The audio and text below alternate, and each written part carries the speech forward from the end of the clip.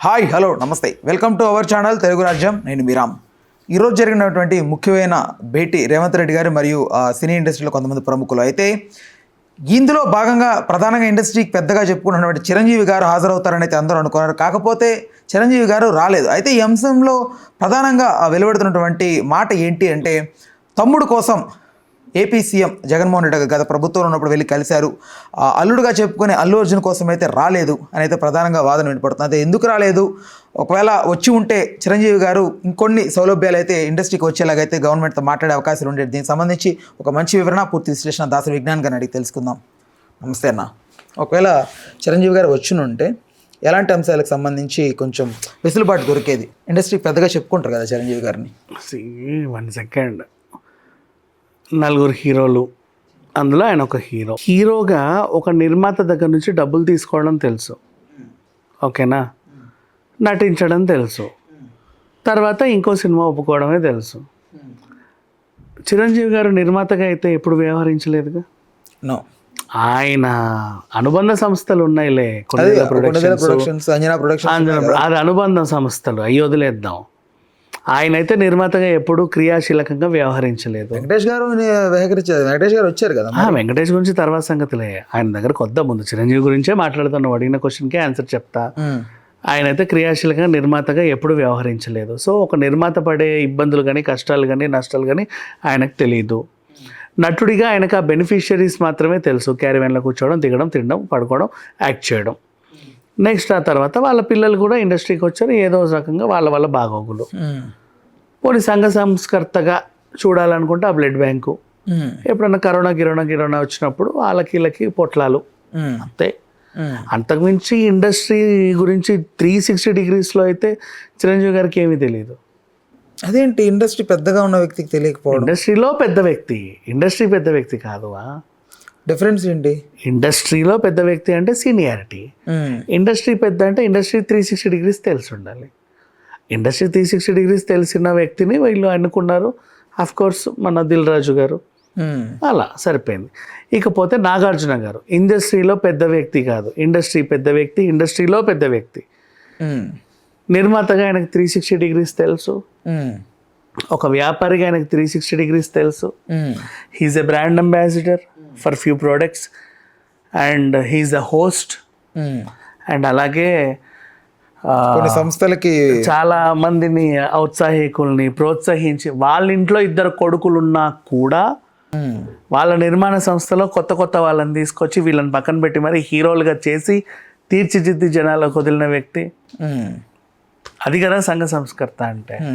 And next TV serials నిర్మాణం, Annapurna school, ఎప్పటికప్పుడు auditions, ఓ big boss లాంటి దానికి హోస్ట్, ఇలా అన్ని. అండ్ మన స్టూడియోలు, వాటి వ్యాపారాలు, ప్రైవేట్ వ్యాపారాలు, ఇలాంటివన్నీ. అండ్ ఒకటి ప్రైవేట్ వ్యాపారం, అదే ముఖ్యమంత్రి హయాంలో 4 రోజుల క్రితమే కూలింది. అయినా సరే business is business, movie is movie, నేను వాళ్ళు అని అనుకొని అక్కడికి వచ్చిన వ్యక్తి. సో ఇప్పుడు ఇండస్ట్రీకి నువ్వు పెద్ద అని మాట్లాడితే నాగార్జున గురించి మాట్లాడాలి, అది. బట్ ఆయన ఉండడులే, తర్వాత ఆయన పనులు ఆయనకు బోల్డ్ ఉన్నాయి. వెంకటేష్ గారు ఈజ్ ఎ వెరీ డీసెంట్ గై. సంక్రాంతికి పాపం ఆయన సినిమా ఉంది, సురేష్ ప్రొడక్షన్స్ నుంచి అనుబంధం. రామానాయుడు గారు అంటే ఇండస్ట్రీని ఇక్కడ తీసుకొచ్చిన వ్యక్తుల్లో ప్రధాన వ్యక్తి. ఇలాంటి వాటి వల్ల ఆయన ఒక పెద్ద హీరోలు 2 ఉంటే బాగుండని ఆయన వచ్చాడు. బాలకృష్ణ గారు పాపం ఆయనకి ఏదో ఇబ్బందులు, అంటే వేరే పనులుండి రాలేదు. చిరంజీవి గారు కూడా ఇంకెక్కడ ఉండి రాలేదు. ఇక్కడ ప్రధానంగా వినపడుతున్నటువంటి మాట ఏంటి అని అంటే, తమ్ముడు కోసం వెళ్ళారు, ఏపీ సీఎంని కలిశారు ఆ టైంలో. బట్ అల్లు అర్జున్ విషయానికి వచ్చేసరికి సరైన టైంలో హ్యాండ్ ఇచ్చారు. అప్పుడు ఆయన ఖాళీగా ఉన్నాడు, ఇప్పుడు ఖాళీగా లేడు. ఆయన ఇంపార్టెన్స్ అవసరం ఏముంది మా? ఇప్పుడు తను వస్తేనే ఇక్కడ ఇరగదీసాల్సిన అంశం ఏం లేదు. ఆయన వచ్చినా రాకుండా మీటింగ్ అయ్యిద్ది, అంతే. Very simple. ఆయన ఉన్నా ఒకటే, లేకుండా ఒకటే. ఇప్పుడు నాగార్జున లాంటి వ్యక్తులు లేకపోతే మనం ఏమన్నా ఆలోచించాలి, పైగా వచ్చినందుకు ఇంకా ప్రశంసించాలి. ఎందుకంటే సీఎంతో నాగార్జున గారికి ఉన్నాయి, క్లాషెస్ ఉన్నాయని బాగా వార్తలు వచ్చాయి. అవును. మరి అలాంటి ఆయన వచ్చాడంటే ఇతని గురించి కదా మాట్లాడుకోవాలి.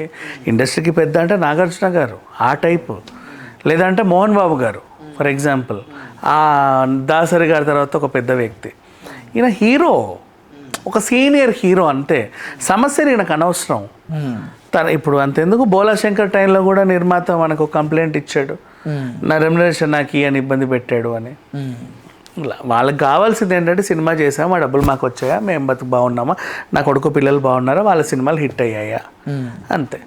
మొత్తం 360 డిగ్రీస్లో ఆలోచించే వ్యక్తుల్లో ఇప్పుడు నాగార్జున లాంటి వ్యక్తి, అలాగే దిల్ రాజు.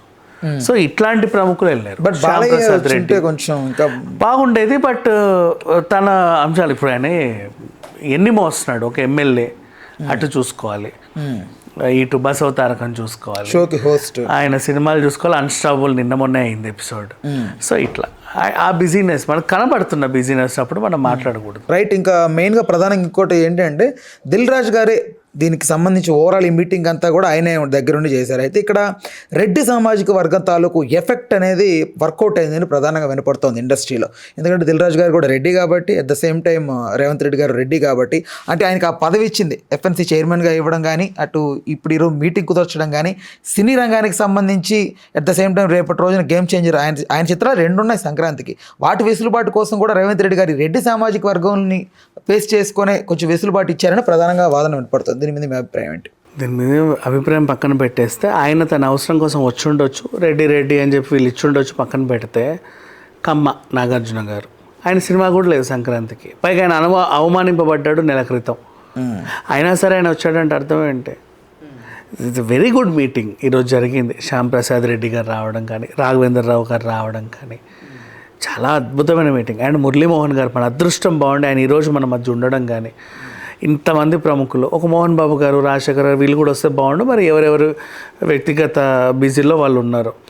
సో మంచి మీటింగ్ ఒకటి జరిగింది. ఎవరి స్వలాభము, ఎవరి ప్రలోభము ఏది ఉండదు. క్యూట్గా ఇండస్ట్రీ గురించి మాత్రమే వాళ్ళు మాట్లాడారు.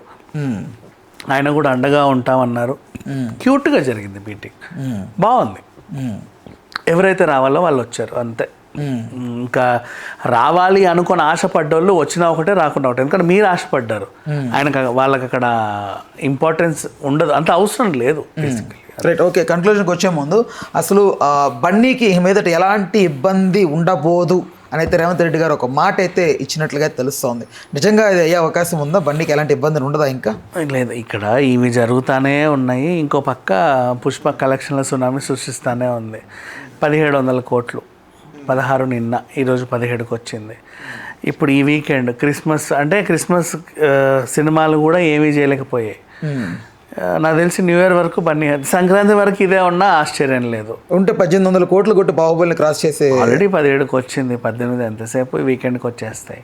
నేను 1.5 year నుంచి ఒకటే మాట చెప్తున్నా, 2000 CR పుష్ప సాధిస్తారు. వాళ్ళు అప్పుడు ఇంకా టీజర్ కూడా రిలీజ్ చేసుకోలే. నేను ఉగ్రగంగమ్మ పోస్టర్ చూసే చెప్పా. తర్వాత ఉగ్రగంగమ్మ టీజర్ వచ్చింది, సినిమా వచ్చింది, పాటలు వచ్చాయి, అన్నీ వచ్చేసాయి. మరి నేను ఇంకా అదే మాట మీద ఉన్నా వచ్చేస్తాయి. రైట్. ఇంకైతే బండికి అయితే ఎలాంటి ఇబ్బంది ఉండదు. మళ్ళీ స్టేషన్కి వెళ్ళడం, ఒకవేళ బెయిల్ క్యాన్సిల్ అవ్వడాలు, స్టేషన్కి వెళ్తాడులే, సంతకాలకు పిలుస్తారుగా, వెళ్ళాలి. రైట్. ఓకేనా? Thanks for the time, thanks for information. Right.